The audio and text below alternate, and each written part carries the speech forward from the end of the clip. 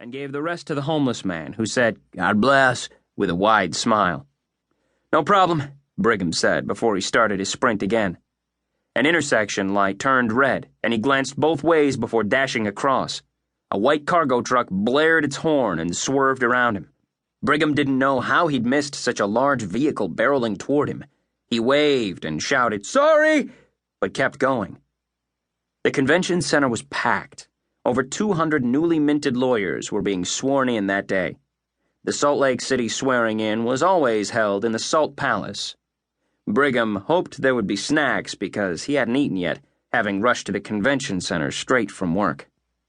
The principal of the elementary school where he worked as a facilities technician, the new fancy word for janitor, had allowed him this morning off, but he had to be back before afternoon. He was fairly certain he would be the first member of the bar in Utah to also be a janitor. Brigham rushed across the street. The building had been remodeled recently, but it still looked like the basketball arena it used to be. Several posters were up for Salt Lake Comic-Con, which had taken place almost 3 months ago.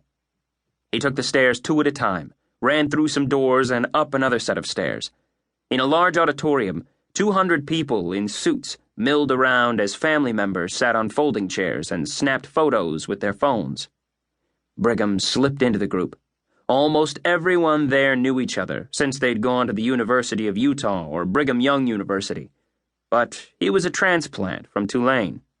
After Hurricane Katrina, his law school class had been canceled. Rather than transferring, he took some time off, then came back later and finished.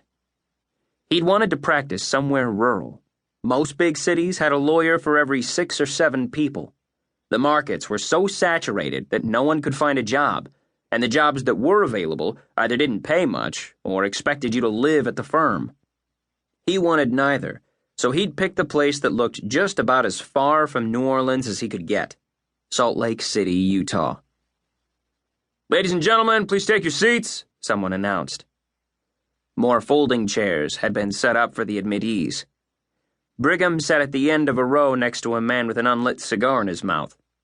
The Chief Justice of the Utah Supreme Court spoke for a few minutes about the grandeur and importance of the law, and about how she reminded her husband, who was a physician, that while his professional forebears were bleeding people with leeches 200 years ago, hers were drafting the Constitution of the United States.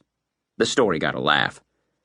Then the dean of the University of Utah spoke about the grand old profession and told some anecdotes about the 1 year he actually practiced law before joining academia. The Chief Justice took the podium again and asked the admittees to stand. Brigham got to his feet with the others. The Chief Justice administered the oath, stating each sentence and waiting as the admittees repeated it. "I am fully subject to the laws of the state of Utah and the laws of the United States and will abide by the same. I will support the Constitution of the state of Utah and the Constitution of the United States. I will abide by the rules of professional conduct approved by the Supreme Court."